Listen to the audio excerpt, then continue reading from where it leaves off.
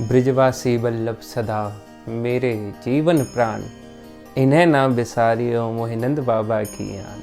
तो ठाकुर जी स्वयं में ही अपने आप से बोल रहे हैं कि ये जो ब्रजवासी हैं ये मेरे इतने प्यारे हैं, इतने प्रेमी हैं कि इन्हें मैं अपने पिताजी की सौगंध खाकर कहता हूँ, मैं नंद बाबा की सौगंध खाकर कहता हूँ कि मैं कभी इन्हें नहीं बिसारूंगा। तो ऐसे ही एक ब्रजवासी की कथा जो ठाकुर जी के मन को सुख प्रदान करता है उसका नाम है मनसुखा। तो ऐसे ही एक ब्रजवासी की कथा हम सब लोग हमारे YouTube चैनल के माध्यम श्री बिहारी जी पर आश्रित से सुन रहे हैं। तो आज उसी क्रम में एक और कथा ठाकुर जी के मनसुखा की मैं आपको सुनाता हूँ। राधे राधे कुंज बिहारी श्री हरदास। मेरा नाम आश्रित गोस्वामी है। मैं श्री बाके बिहारी मंदिर श्रीअंग सेवायत हूँ।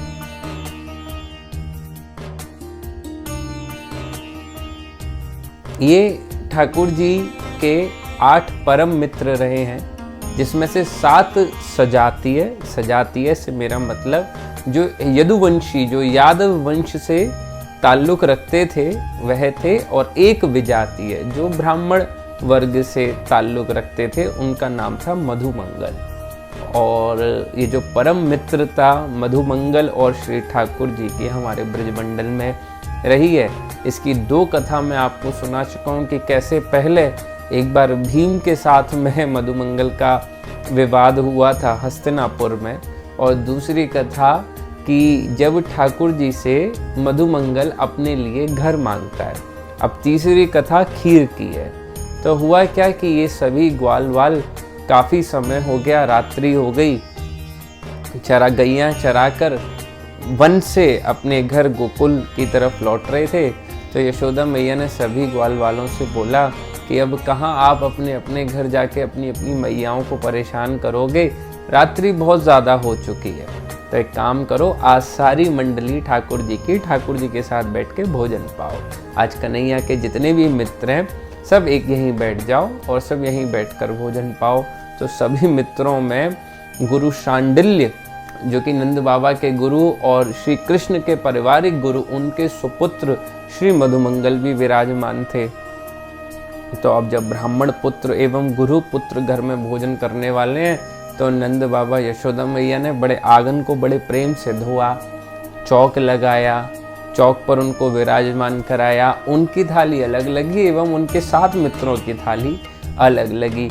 और तो और उनके लिए जो भोजन का भी निर्माण हो रहा था मधुमंगल के लिए, वो भी अलग पात्रों में हो रहा था। और मधुमंगल देखकर हृदय बड़ा व्यतीत हो रहा था कि क्यों मेरे मित्रों से मेरे को अलग रखा जा रहा है, क्या कारण है कि मैं अपने मित्रों के साथ में बैठकर भोजन नहीं पा रहा हूँ, मैं अपने कृष्ण के साथ बैठकर भोजन नहीं पा रहा हूँ। तो इतने में परोसाई शुरू हुई। तो सबको परोसाई होती चलेगी। तो पहले ये 7 मित्रों को हुई, बाद में मधुमंगल के पास आई। अब सब कुछ आ गया, इनको खीर भी प्राप्त हो गई है, लेकिन मधुमंगल को खीर प्राप्त अभी तक नहीं हुई है।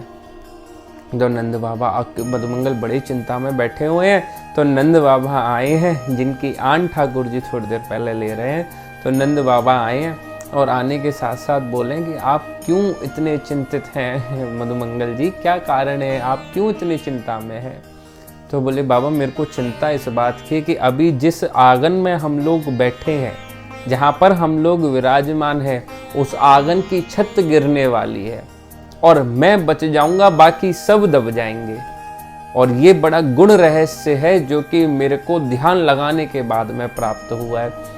नंद बाबा सुनकर मुस्कुरा गए, परंतु नंद बाबा के अलावा और जो भी थे, यशोदा मैया एवं जितने भी व्यक्ति वहाँ मौजूद थे, सब एकदम से घबरा गए, क्योंकि ब्राह्मण बालक का वाक्य है तो वह सुनकर थोड़े से चिंतित हो गए। तो नंद बाबा मुस्कुरा कर बोले कि ऐसा कैसे होगा विप्र देवता कि आप तो बच जाओगे परंतु हम सब दब जाएंगे, जब छत गिरेगी तो सभी दबेंगे ना। तो बोले जैसे ये खीर से मैं बच गया और सबको मिल गई, ऐसे ही छत से भी मैं बचूंगा और सब उसके नीचे दब जाएंगे। इतने में मधुमंगल स्वयं उठे, खड़े, ठाकुर जी जिस पात्र में खीर पा रहे थे, ठाकुर जी के हाथ से वह खीर का पात्र छीनकर खुद पा गए। और फिर नंद बाबा यशोदा मैया को समझा रहे हैं कि ये सभी प्रकार के नियम संसार में तो लागू होते हैं, परंतु जहाँ कृष्ण और मधुमंगल जैसी मित्रता होती है वहाँ ये नियम लागू नहीं होते। तो फिर सभी के सभी 8 मित्रों ने साथ में बैठ के भोजन पाए। कुंज बिहारी श्री हरदास, राधे राधे।